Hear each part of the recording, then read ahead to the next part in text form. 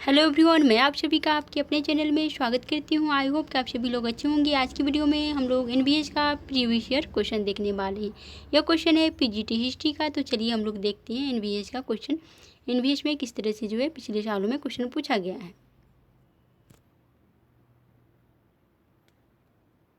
तो first question में कहा जा रहा है, बंगाल में मुसलमान पुनर्जागरण का नेता था, कौन थे? ये ऑप्शन है सर सैयद अहमद खां, बी है अमीर अली, सी है नवाब अब्दुल लतीफ़ खां और डी है नवाब शमीउल्लाह खां। बताइए कौन सा ऑप्शन राइट होगा, क्योंकि क्वेश्चन में कहा जा रहा है बंगाल में मुसलमान पुनर्जागरण का नेता था, कौन था? तो बी ऑप्शन राइट है, अमीर अली जो है बंगाल में मुसलमान पुनर्जागरण का नेता थे। बंगाल में जो मुसलमान पुनर्जागरण आंदोलन के नेता थे अमीर अली। तो अब हम लोग आगे चलते हैं और देखते हैं next question, question number second को देखेंगे, उसमें क्या कुछ कहा जा रहा है। तो क्वेश्चन नंबर सेकेंड में कहा जा रहा है कि सामाजिक की धार्मिक आंदोलन ने यह नारा दिया, भारत भारतीयों के लिए है। ये ऑप्शन है ब्रह्म समाज, बी ऑप्शन है प्रार्थना समाज, सी ऑप्शन है आर्य समाज और डी ऑप्शन है सत्यशोधक समाज। क्योंकि क्वेश्चन में कहा जा रहा है कि सामाजिक यानी किस समाज सुधार ने यह आंदोलन दिया, यह नारा दिया कि भारत भारतीयों के लिए। सामाजिक धार्मिक आंदोलन ने नारा दिया कि भारत भारतीयों के लिए। कौन सा वह सामाजिक धार्मिक आंदोलन था जिसने यह नारा दिया था? तो सी ऑप्शन राइट होगा, आर्य समाज का यह नारा था, भारत भारतीयों के लिए है। और आर्य समाज के संस्थापक थे स्वामी दयानंद सरस्वती और इसकी स्थापना 1875 ईस्वी में की गई थी, 1875 में की गई थी। और ब्रह्म समाज के संस्थापक थे राजा राम मोहन राय। और प्रार्थना समाज के महादेव गोविंद रानाडे और आत्माराम पांडुरंग थे। तो चलिए अब हम लोग आगे चलते हैं और देखते हैं क्वेश्चन नंबर थर्ड को, उसमें क्या कुछ कहा जा रहा है। क्वेश्चन नंबर थर्ड में है, ये शब्द किसके है? मानवता के लिए एक धर्म, एक जाति और एक परमात्मा। ये ऑप्शन है सर नारायण गुरु, बी है रामास्वामी नायकर और सी है ज्योतिबा फूले और डी है महात्मा गांधी। तो ऑप्शन नंबर फर्स्ट राइट है सर नारायण गुरु, क्योंकि क्वेश्चन में कहा जा रहा है ये शब्द किसके हैं? मानवता के लिए एक धर्म, एक जाति और एक परमात्मा। तो सर नारायण गुरु के हैं। मानवता के लिए एक धर्म, एक जाति और एक परमात्मा नारायण गुरु ने कहा था। चलिए अब हम लोग आगे चलते हैं और देखते हैं next question, question number fourth को देखेंगे, उसमें क्या कुछ कहा जा रहा है।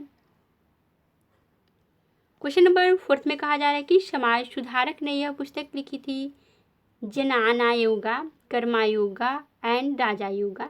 ये ऑप्शन है स्वामी विवेकानंद, बी है रानाडे और सी है राजा राम मोहन राय और डी है रामकृष्ण परमहंस। तो ये ऑप्शन राइट होगा, स्वामी विवेकानंद। चलिए अब हम लोग आगे चलते हैं और देखते हैं नेक्स्ट क्वेश्चन, क्वेश्चन नंबर 5 को देखेंगे, उसमें क्या कुछ कहा जा रहा है।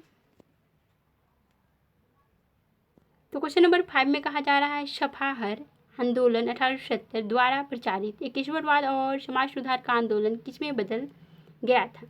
ये है जमींदारों के खिलाफ अहिंसात्मक आंदोलन, बी है लगान में कटौती के लिए किसान आंदोलन, सी है मालगुजारी बंदोबस्त और डी है पृथक राज्य के लिए आंदोलन। बताइए कौन सा ऑप्शन राइट होगा। तो ऑप्शन नंबर सी राइट होगा, मालगुजारी बंदोबस्त में जो है बदल गया था। पहले सफाहर आंदोलन जो था प्रचारित एकेश्वरवाद और समाज सुधार का आंदोलन था, परंतु बाद में जो है बदल गया और वह मालगुजारी बंदोबस्त में बदल गया। यह आंदोलन झारखंड में हुआ था। तो सी ऑप्शन राइट है। अब हम लोग आगे चलते हैं और देखते हैं नेक्स्ट क्वेश्चन, क्वेश्चन नंबर 6 को देखेंगे, उसमें क्या कुछ कहा जा रहा है।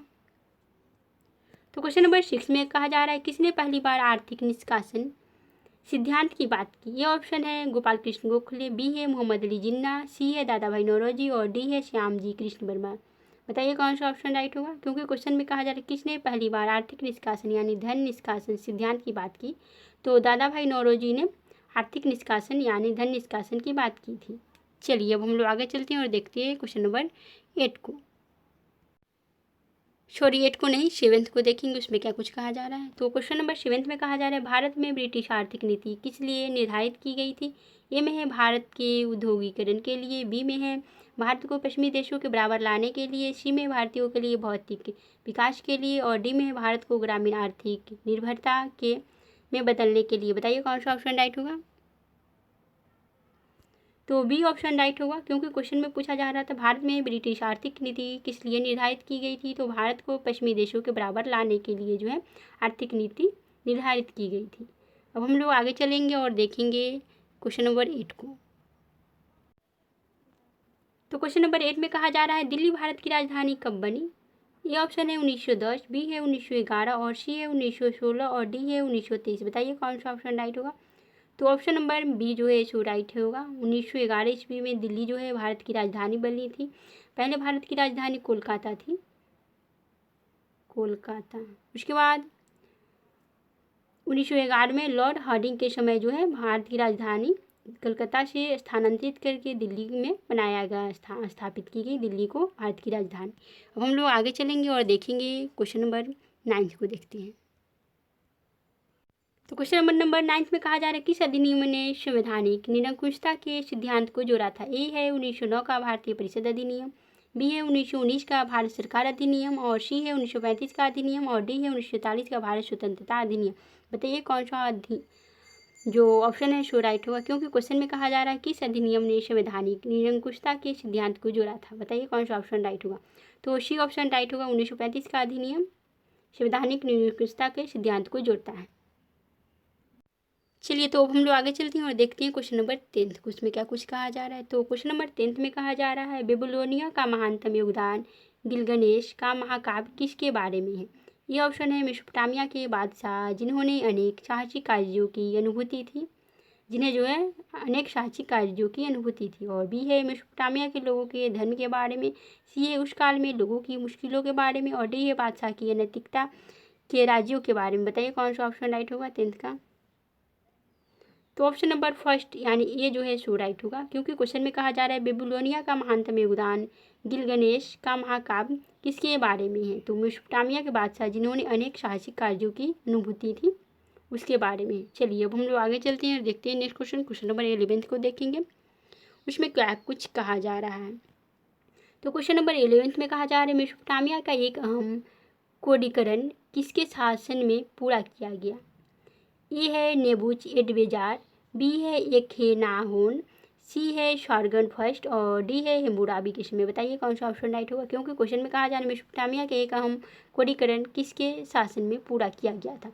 तो हम्मुराबी के समय में पूरा किया गया था। मेसोपोटामिया के एक अहम कोडीकरण जो है हम्मुराबी के समय में पूरा किया गया था। अब हम लोग आगे चलते हैं और देखते हैं नेक्स्ट क्वेश्चन, क्वेश्चन नंबर 12 को देखेंगे, उसमें क्या कुछ कहा जा रहा है।